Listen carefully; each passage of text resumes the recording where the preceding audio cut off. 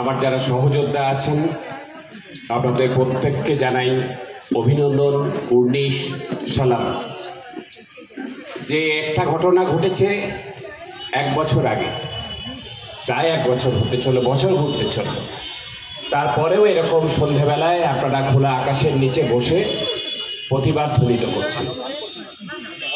আপনারা জানেন যে কি ঘটনার এই পরিপ্রেক্ষিতে আমাদের এই প্রতিবাদ, এই আন্দোলন। এই যে একটা ঘটনারকে কেন্দ্র করে সারা পশ্চিমবঙ্গ জুড়ে পাহাড় থেকে সাগর, এমনকি রাজ্যের সীমানা ছাড়িয়ে সারা দেশে এবং দেশের গণ্ডি ছাড়িয়ে সারা বিশ্বের বিভিন্ন দেশের বিভিন্ন শহরে মানুষ প্রতিবাদে গর্জে উঠলেন। এর পিছনে কি শুধুমাত্র একটা ঘটনা? কেন ধর্ষণ, খুন আগে কি কখনো হয়নি? অন্য আমলে হয়নি আমাদের রাজ্যে? অন্য রাজ্যে নাকি কি হয় না? হ্যাঁ, অনেক হয়েছে। ধর্ষণ এবং খুন বা অন্য যে কোনো অপরাধী আমাদের এই সমাজ তৈরি করে, অপরাধ হয়। কিন্তু আমরা যাকে ভোট দিয়ে নির্বাচিত করছি সরকার চালানোর জন্য, প্রশাসন চালানোর জন্য, তিনি কি ভূমিকা নিচ্ছেন, তারা কি ভূমিকা নিচ্ছেন অপরাধ ঘটার পর, অপরাধীদের প্রতি তার কি দৃষ্টিভঙ্গি, তার উপরে নির্ভর করে আমাদের নাগরিকদের প্রতিক্রিয়া। আমরা যখন দেখেছি যে অপরাধ কোনো ঘটলে সরকারের মাথা যারা আছেন তারা নাক গলাননি, তারা অপরাধীদেরকে আড়াল করেননি, তখন আমরা এই প্রতিক্রিয়া কখন দেখানোর প্রয়োজন বোধ করিনি কেউ। কিন্তু গত 1.5 দশক ধরে, গত 14-15 বছর ধরে আমাদের রাজ্যে আমরা প্রথম থেকে যা দেখছি আজ অবধি, আপনি যদি দেখেন যে 2011 সালে পালাবদল হলো, তার কয়েকদিন পর 2 সমাজ বিরোধী জগদ্ধাত্রী পুজোর বিসর্জনে মহিলাদের উত্ত্যক্ত করছিল। ভবানীপুর থানার পুলিশ তাদেরকে ধরে নিয়ে গিয়ে আটক করলো থানায়। তাদের ছাড়াতে গেল দলবল নিয়ে কে না, আমাদের রাজ্যের মুখ্যমন্ত্রী তথা পুলিশ মন্ত্রী নিজে স্বয়ং গেলেন তাদেরকে, ওই সমাজ বিরোধী 2 জনকে ছাড়িয়ে আনতে পুলিশের থানা থেকে। এইখান থেকে শুরু অপরাধীদের প্রশ্রয় দেওয়া, অপরাধীদের এই বার্তা পাঠানো যে তোমাদের বন্ধু সরকার এসে গেছে পশ্চিমবাংলায়, তোমাদের আর ভয় পাবার কিছু নেই, তোমরা অবাধে অপরাধ করে যেতে পারো, তোমাদের বন্ধু সরকার তোমাদের পাশে আছে। 2012 সালের 5ই ফেব্রুয়ারি আপনাদের খেয়াল থাকবে, পার্ক স্ট্রিটে একজন সাহসিনী মহিলা সুজেট জর্ডন, যিনি কোনো লজ্জায় তার মুখ ঢাকেননি, কেননা ধর্ষিতা হয়েছেন উনি। ওনার লজ্জা নয়, ধর্ষকদের লজ্জা, সমাজের লজ্জা, যারা তাকে ধর্ষিতা বলে দাগিয়ে দিতে চেয়েছিল। তিনি সমস্ত কুণ্ঠা থেকে বেরিয়ে এসে নিজের চেহারা এবং নাম প্রকাশ করেছেন, তাই আমরা তার নাম ধরে বলতে পারছি। সুজেট জর্ডন যখন ধর্ষিতা হবার অভিযোগ জানালেন, প্রথমেই মাননীয় মুখ্যমন্ত্রী বললেন যে আমার সরকারকে বদনাম করবার জন্য এটা সাজিয়ে একটা ঘটনা সাজানো হয়েছে। ওটা সাজানো ঘটনা। আপনাদের খেয়াল থাকবে, শাসক দলের অন্যান্য যারা, আমাদের বলতে লজ্জা লাগে, আমারই কলেজের প্রাক্তনী চিকিৎসক মহিলা এমপি, শাসক দলের এমপি, বারাসতের এমপি, তিনি বললেন যে ওটা উনি দেহ ব্যবসায়ী ছিলেন, সেই জন্য খদ্দেরদের সঙ্গে বনিবনা হচ্ছিল না, এটা ধর্ষণের কোনো বিষয় নয়। যেন দেহ ব্যবসায়ী হলেই দেহ ব্যবসায়ীকে যে কারোর ধর্ষণ করবার অধিকার জন্মে যায়। আরেকজন মন্ত্রী হয়েছিলেন, এখন কামারহাটির বিধায়ক, পরবর্তীকালে চিট ফান্ডে জেল খেটেছেন, তিনি অনেক কুকথা বলেছিলেন সুজেট জর্ডনকে নিয়ে সে সময়। সর্বোপরি যখন মহিলা আইপিএস অফিসার দময়ন্তী সেন তদন্ত করে বের করলেন যে না, সত্যি উনি, ওনার যে অভিযোগ তার সত্যতা আছে, উনি প্রকাশ্যে সংবাদ মাধ্যমে বললেন যে না, সুজেট জর্ডন যা বলছেন তা ঠিক বলেছেন। তার কয়েকদিনের মধ্যে দময়ন্তী সেনের বদলি হয়ে গেল ব্যারাকপুরের একটা গ্যারেজ পোস্টিংয়ে। অর্থাৎ প্রথম থেকেই মুখ্যমন্ত্রী এবং এই সরকার বার্তা দিতে চেয়েছে যে তারা নারী বিদ্বেষী, তারা ধর্ষকদের পক্ষে, তারা অপরাধীদের পক্ষে, এবং তারা অপরাধী বান্ধব সরকার প্রশাসন চালাতে চান। পরবর্তীকালে আপনাদের খেয়াল থাকবে তার পরের বছর কামদুনি, গ্রামটার নাম কেউ জানতো না, বারাসাত থেকে অনেক দূরে। একটা স্কুল কলেজ ছাত্রী পরীক্ষা দিয়ে ফিরছিল, সন্ধেবেলায় ওই কাদামা কর্দমাক্ত রাস্তায় একটা পরিত্যক্ত বাড়িতে টেনে নিয়ে গেল ওই শাসক দলের যারা প্রধান, তার ভাই ভাইপো, তারা মিলে মেয়েটার শরীরটাকে খুব লেখেলো, খুন করে ফেললো তাকে। কবি শঙ্খ ঘোষের ডাকে আমরা রাস্তায় নেমেছিলাম সেদিন, বহু মানুষ, আপনারাও অনেকে ছিলেন ধর্মতলায় কয়েকদিন পরে।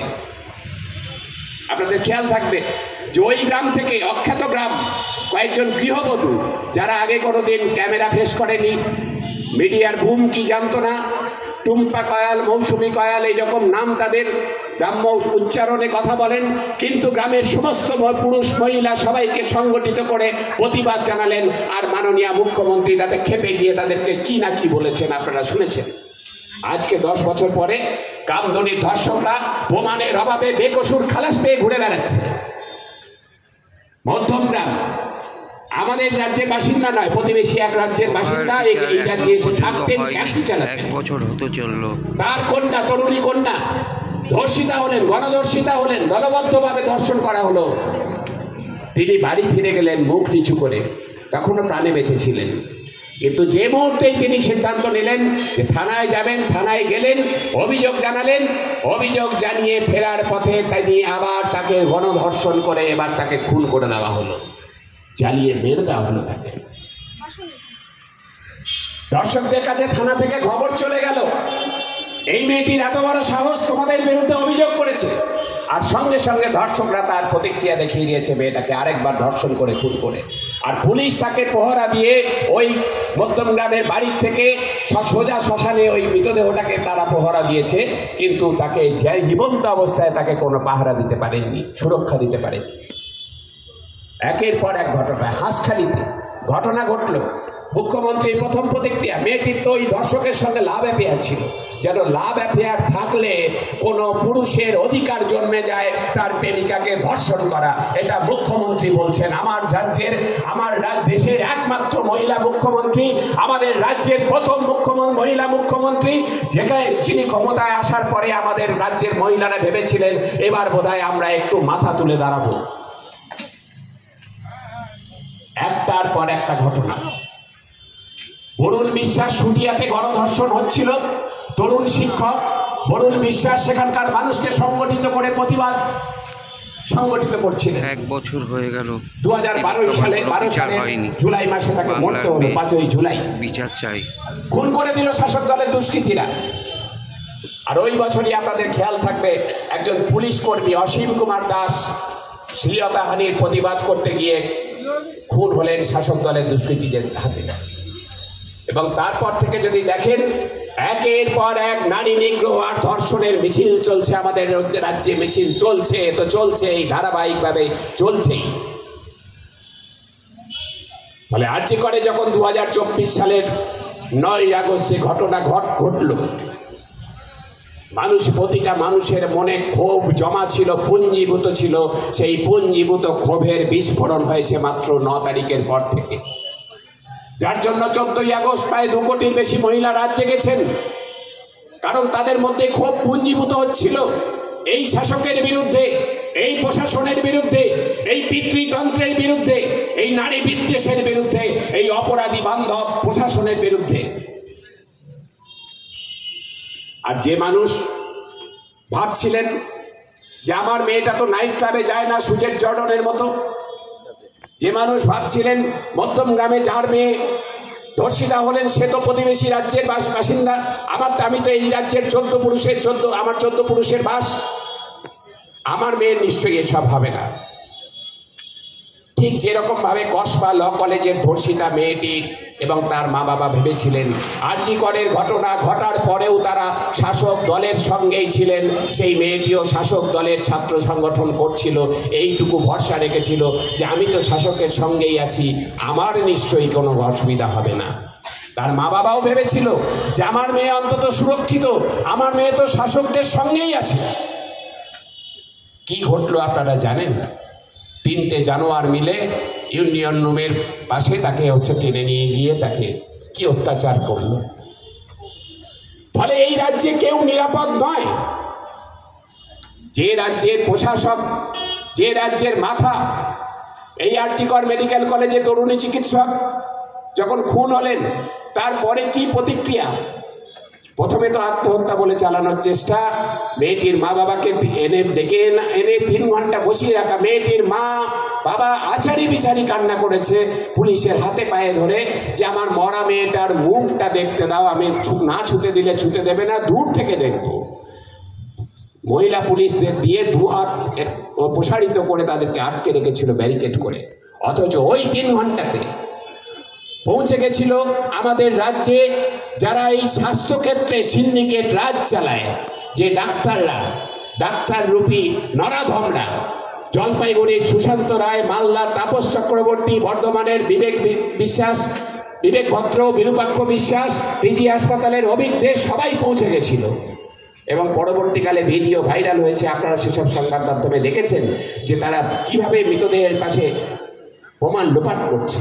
আর প্রমাণ, যে ভিডিও ভাইরাল হবার 1 ঘন্টার মধ্যে লালবাজার কলকাতা পুলিশের সদর দপ্তর, যাকে একসময় স্কটল্যান্ড ইয়ার্ডের সঙ্গে তুলনা করা হতো, সেই ঐতিহ্যশালী লাল বাড়িটাতে নবান্নের নির্দেশে সাংবাদিক বৈঠক ডাকা হলো। একজন মহিলা আইপিএস অফিসার ইন্দিরা মুখার্জিকে দিয়ে মিথ্যে কথা বলানো হলো, ওই ছবি ক্রপ করে দেখানো হলো। ওরা নাকি কলকাতা পুলিশের ফিঙ্গারপ্রিন্ট এক্সপার্ট। যাকে পুলিশের ফিঙ্গারপ্রিন্ট এক্সপার্ট বলা হলো, লাল জামা পরা, টকটকে চাক, চকচকে টাক, সে হচ্ছে অভিক দে, তৃণমূল ছাত্র পরিষদের সাধারণ সম্পাদক। তাকে ভিডিও ভাইরাল হয়ে যাবার পরে তৃণমূল ছাত্র পরিষদও ওই 6 সেকেন্ড না 6 মিনিটের জন্য কি নিয়ম আছে ওনাদের সাসপেন্ড করার, সেসব করে রেখেছে। কিন্তু পুলিশকে দিয়ে মিথ্যে কথা বলানো হলো, আইপিএস অফিসারকে দিয়ে। মেয়েটির ময়না তদন্ত অকারণ দেরি করা হচ্ছিল। 9 তারিখ সকালবেলাতে মৃতদেহ পাওয়া গেছে, সন্ধ্যে 6টা বেজে গেল ময়না তদন্ত শুরু করতে। আমরা প্রাক্তনীরা খবর পেয়ে গেলাম, আমাদের রাজ্যের সংগঠিত ছাত্র যুব আন্দোলন, মহিলা আন্দোলনের নেতা নেত্রীরা, কর্মীরা সেখানে হাজির হলেন। আমরা দেখলাম ময়না তদন্তের পরে গাড়িটাকে নিয়ে পুলিশ ব্যাকডোর দিয়ে বের করে নেওয়ার চেষ্টা করছে। আমরা আছড়ে পড়লাম, আমরা গাড়িটাকে আটকানোর চেষ্টা করলাম, পুলিশকে বলার চেষ্টা করলাম যে এই আরজিকর মেডিকেল কলেজের মর্গে 48টা দেহ রাখার মতো চেম্বার আছে, রেখে দিন, দরকার হলে কালকে আগামীকাল আবার একবার ময়না তদন্ত করতে হতে পারে। তার কারণ আমাদের অভিজ্ঞতা আছে, এই হাওড়ায় যখন আনিস খানকে খুন করলো পুলিশ, তার পরিবার মুসলিম ছিল বলে তার শরীরটাকে কবরে দেওয়া হয়েছিল। আর তাই হাইকোর্টের নির্দেশে ওই কবর খুঁড়ে দ্বিতীয়বার যখন ময়না তদন্ত করা হলো, তখন বোঝা গেল যে প্রথম ময়না তদন্তের রিপোর্টটাই ভুয়া ছিল। কিন্তু পুলিশ আমাদের কথা সেদিন লাঠি বল প্রয়োগ করে আমাদের সরিয়ে দিয়েছিল, নিয়ে গিয়ে সোজা মৃতদেহটা গ্রিন চ্যানেল করে নিয়ে গিয়ে পানিহাটির শাসক দলের নেতাদের হাতে সমর্পণ করলো। এবং তার আগে কিছুক্ষণের জন্য, 8 ঘন্টার জন্য মেয়েটির বাড়িতে যখন মৃতদেহ শায়িত ছিল, তখন আর এক আইপিএস অফিসার অভিষেক গুপ্তা, ডিসি নর্থ ছিল তখন, মোটা 500 টাকার কয়েকটা বান্ডিল মেয়েটির হাতে, মায়ের হাতে গুজে দিয়ে মাকে বলে যে থানায় এফআইআর করবেন না। তখনও এফআইআর রুজু হয়নি, বলে দিয়েছেন। এফআইআর আপনারা সবাই জানেন রাত 12টার কাছে গিয়ে রুজু হয়েছিল। রাত 8টা, 8:30 বাজে তখন মৃতদেহ দাহ করবার আগে, তখন বলছেন যে এই টাকাগুলো রাখুন, টাকা লাগলে আরো দেবো, এফআইআর করবেন না, অভিযোগ করবেন না। ঘৃণা ভরে প্রত্যাখ্যান করেছে মেয়েটির মা বাবা। আমরা সেদিন প্রশ্ন করেছিলাম যে ওই আইপিএস অফিসার নিশ্চয়ই নিজের বেতনের টাকা এটিএম থেকে তুলে এত রাতে নিয়ে আসেননি, তাহলে কার খাটের তলায় রাখা নোটের বান্ডিল থেকে এই টাকাটা এলো? সে তার জবাব আমরা আজও পাইনি। সেই জবাব চাইতে 9ই আগস্ট চলো কালীঘাট। 14 তারিখে যখন সারা রাজ্যের 2 কোটি মহিলার সঙ্গে আমরা সবাই রাত জাগছি, মহিলারা বলছেন যে এই রাত শুধুমাত্র ধর্ষকদের নয়, শুধুমাত্র শাসকের নয়, শুধুমাত্র পুরুষের নয়, এই রাত আমাদেরও, আমরাও অর্ধেক আকাশ। তার ঠিক মাঝখানে কলকাতার পুলিশ কমিশনার বিনীত গোয়েল পুলিশকে লুকানোর নাটক করে দিয়ে জোনা 40 সশস্ত্র দুষ্কৃতী ঢুকিয়ে দিল আরজিকর হাসপাতালে। পরবর্তীকালে মিডিয়ার ক্যামেরায় আপনারা ধরা পড়েছে, দেখেছেন। ওরা বলছে সেমিনার রুমে চল, ওটা ভাঙতে হবে। আমরা সেদিনও প্রশ্ন করেছিলাম, আজও প্রশ্ন করছি, আগামী 9 আগস্ট কালীঘাটে গিয়ে আবার প্রশ্ন করব, ওই 40 জন দুষ্কৃতীকে কারা পাঠিয়েছিল, ওদের রাজনৈতিক পরিচয় কি, তা আজও রাজ্য সরকার, কলকাতা পুলিশ কোথাও প্রকাশ করেনি। আমরা বলেছিলাম যে আমাদের রাজ্যে রাজনৈতিক মদতে এবং প্রশাসনিক প্রশ্রয়ে একটা অপরাধী চক্র কাজ করছে রাজ্যের সর্বক্ষেত্রে। আমাদের সব কিছু লুট করে নিচ্ছে। আমাদের যে প্রাকৃতিক সম্পদ, কয়লা, বালি, গরু থেকে শুরু করে পুরুলিয়ার পাহাড়, ডুয়ার্সের চা বাগান, আপনার পাড়ার পুকুর, আপনার পাশের কোনো সরকারি জমি, খাস জমি, সব এরা লুট করে নিচ্ছে। লুট করে নিচ্ছে শিক্ষকের চাকরি, লুট করছে বেকারের স্বপ্ন, লুট করছে আগামীর ভবিষ্যৎ, লুট করছে নারীর সংগ্রাম, সব কিছু লুট হয়ে যাচ্ছে। চিড়িয়াখানার পশুও বাদ যাচ্ছে না, তারাও চুরি হয়ে যাচ্ছে, লুট হয়ে যাচ্ছে। কারণ কিছু মানুষ তাদের খাটের তলায় নোটের পাহাড় জমাবেন বলে। আর তার প্রতিবাদে মানুষ রাস্তায় নেমেছেন। প্রতিটা মানুষ আমরা যখন বলেছি যে মেডিকেল কলেজে থ্রেট কালচার চলছে, ভয়ের রাজনীতি চলছে, হুমকির সংস্কৃতি চলছে, প্রতিটা মানুষ নিজেরা বুঝতে পেরেছেন যে ওটা শুধু মেডিকেল কলেজের 4 দেওয়ালের চৌহদ্দির মধ্যে সীমাবদ্ধ নয়। প্রতিটা মানুষ তার বাসস্থানে, কর্মস্থলে, রাস্তাঘাটে, চা দোকানে, প্রতিটা জায়গায় এই ভয়ের রাজনীতির মুখোমুখি প্রতিদিন হচ্ছেন।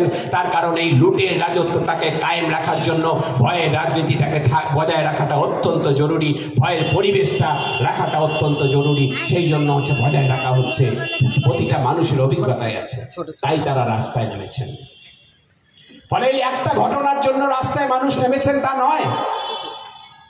ডুয়ার্সের চা বাগানের শ্রমিক থেকে শুরু করে সুন্দরবনের দিনমজুর, কলকাতার শিক্ষক, অধ্যাপক, মধ্যবিত্ত থেকে শুরু করে গরিব রিক্সাওয়ালা, ক্যাব চালক, ডেলিভারি বয়, গৃহ পরিচারিকারা, যৌনকর্মীরা, আইটি কর্মীরা, কে নামেনি পথে? কেন নেমেছে? তার কারণ আমাদের রাজ্যটা লুট হয়ে যাচ্ছে। প্রতিটা মানুষ প্রতিদিন ভয়ের রাজত্বের মধ্যে বাস করছেন। তারা মনে করলেন দেওয়ালে পিঠ থেকে গেছিল তাদের। দেওয়ালে পিঠ থেকে গেলে দেওয়াল ধরেই ঘুরে দাঁড়াতে হয়, আর দেওয়াল জুড়ে লিখতে হয়। সেই শিক্ষা থেকে তারা ঘুরে দাঁড়িয়েছেন। এবং এ মাটি ঘুরে দাঁড়ানোরই মাটি। এ মাটি মাতঙ্গিনী হাজরার মাটি, এ মাটি ভীতিলতা ওয়েদ্দেদারের মাটি, এ মাটি বেগম রোকেয়ার মাটি, রবীন্দ্রনাথ, নজরুল, সুকান্তের মাটি। যে রবীন্দ্রনাথ আমাদের শিখিয়েছেন, মুহূর্ত তুলি আসির, একত্র দাঁড়াও তো সবে, যার ভয়ে তুমি ভীত, সে অন্যায় ভীরু তোমাকে, যখনই জাগিবে তুমি তখনই সে পলাইবে দে পথ কুকুরের মতো। তাই সেই রবীন্দ্রনাথের ডাক শুনে সবাই রাস্তায় নেমেছেন, বলেছেন তিলোত্তমা ভয় নাই, রাজপথ ছাড়ি নাই। সেই ভয়ের ডাক এখনো অবধি, সেই ডাকে সাড়া দিয়ে মানুষ রাজপথ দখলে রেখেছেন। গত 1 বছর ধরে দেখেছেন আমাদের রাজ্যের মুখ্যমন্ত্রী বিধানসভায় বিল এনেছেন, বলেছেন মহিলাদের রাত্রিবেলায় কাজ করা যাবে না, কেননা অভয়া রাত্রিবেলায় ধর্ষিতা হয়েছিল। আর আমাদের রাজ্যের প্রধান বিরোধী দল যারা কেন্দ্রে শাসন ব্যবস্থা চালায়, কেন্দ্রে ক্ষমতায় বসে আছেন, তারা ধ্বনি ভোটে বিনা সংশোধনীতে ওই বিল পাশ করে দিয়েছিলেন, রাষ্ট্রপতির কাছে পাঠিয়েছিলেন। সে ফিরে এসছে, আলাদা কথা। কিন্তু ভাবুন একবার, এই কেন্দ্র সরকারের আমলে আমাদের দেশে বেকারির হার হচ্ছে লাগাম ছাড়া। স্বাধীনতার পরে এত উচ্চ বেকারির হার, আনএমপ্লয়মেন্ট রেট কোনোদিন যায়নি।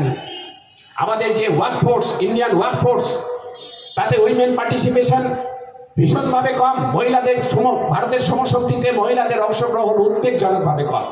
তারপরে বলছে যে মহিলাদের রাত্রে কাজ করতে দেবো না। এমনিতেই তো পুরুষ মহিলা কাউকেই কাজ দিতে পারছেন না, যে কটা চাকরি চড়া দামে বিক্রি করছেন আপনারা। তারপরে যদি বলেন যে কটা মহিলা অসংগঠিত ক্ষেত্রে খেটে খুঁটে খাবেন, রাত্রিবেলায় মাঝরাতে আইটি সল্টলেকের সেক্টর 5 থেকে তারা ফেরেন একসাথে মিলে পুলকার করে, আপনি তাদের বেরোনোটা বন্ধ করে দেবেন? কেননা রাত্রিবেলাটা পশ্চিমবঙ্গটাকে ধর্ষকদের মুক্তাঞ্চল করে দেবেন বলে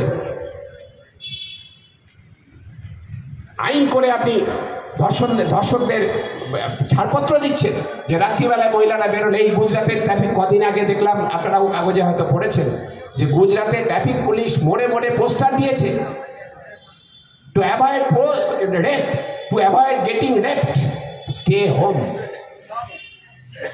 অর্থাৎ বাড়ি যদি ধর্ষিত হতে না চান, বাড়িতে থাকুন। গুজরাটের পুলিশ পোস্টার দিয়েছে, ট্রাফিক পুলিশ রাস্তার মোড়ে মোড়ে, ট্রাফিক সিগন্যালের মোড়ে মোড়ে। অর্থাৎ আমাদের কেন্দ্রের শাসক আর রাজ্যের শাসক উভয়েরই দর্শন এক। সেটা নাগপুর থেকে ঠিক হয়, যারা বলছে মহিলাদের স্থান হচ্ছে রান্নাঘরে আর শোবার ঘরে, তাদের কাজ একমাত্র পুরুষের মনোরঞ্জন আর সন্তান উৎপাদন, সেই দর্শনে বিশ্বাস করে আমার কেন্দ্রের শাসক, আমার রাজ্যের শাসক, তার বিরুদ্ধে লড়াই। ফলে এই যে একটা ঘটনায় আপনি একজনকে ফাঁসি চেয়েছিলেন, তার যাবজ্জীবন হয়েছে, বাকিদের ধরেননি। যদি হয়েও যায় ফৌজদারি বিচার, আমি ধরে নিলাম যারা তথ্য প্রমাণ লোপাট করেছে অভয়াকাণ্ডে, যারা ষড়যন্ত্র করেছে, তাদের সবার শাস্তি হয়ে গেল, তাহলে কি এই আন্দোলন থেমে যাবে? আমি বলবো না।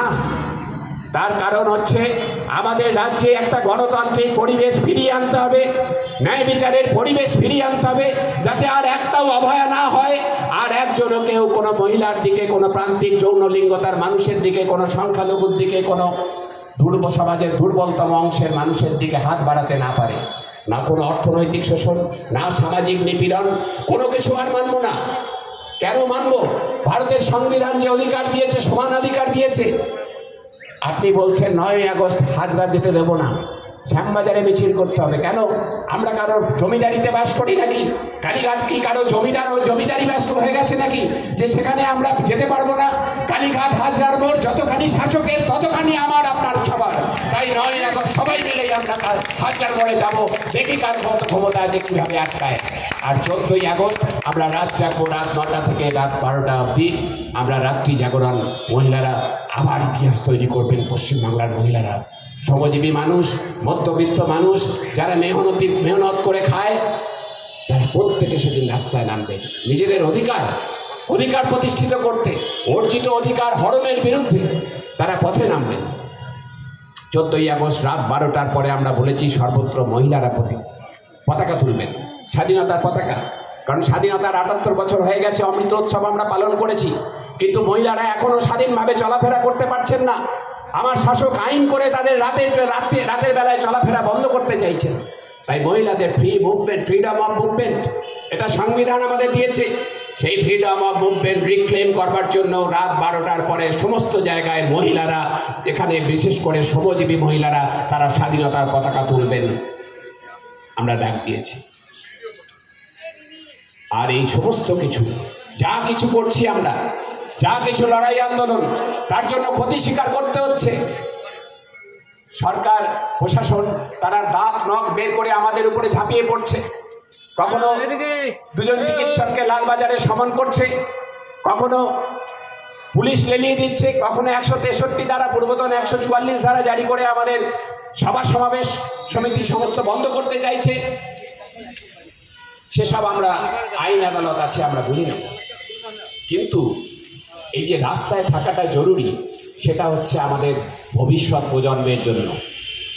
আগামী প্রজন্ম, যেসব ছোট ছোট কুড়িগুলো এখনো ফুল হয়ে ফুটবার সময় হয়নি, আমার সন্তান সন্ততিরা, আপনার কারো নাতি নাতনি, কারো ভাইপো ভাইজি, কারো ভাগনা ভাগ্নি বাড়িতে রয়েছে, আগামী দিনে তারা কোন পশ্চিমবঙ্গ তাদের জন্য রেখে যাব আমরা, এইটা তাদের ভাবতে হবে।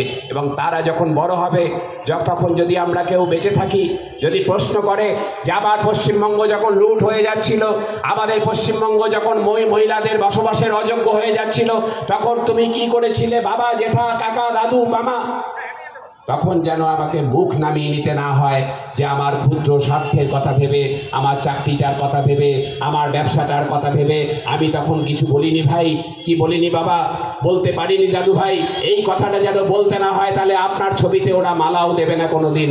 তাই আগামী প্রজন্মের কাছে যদি প্রণম্য থাকতে হয়, শ্রদ্ধেয় থাকতে হয়, তাহলে আমাদের প্রত্যেককে রাস্তায় নামতে হবে।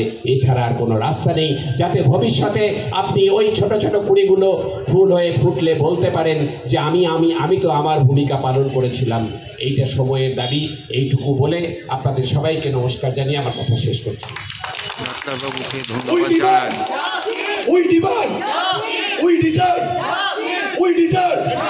তিলোত্তমা ভয় নয়, অভয়া ভয় নয়, তিলোত্তমা ভেবো না,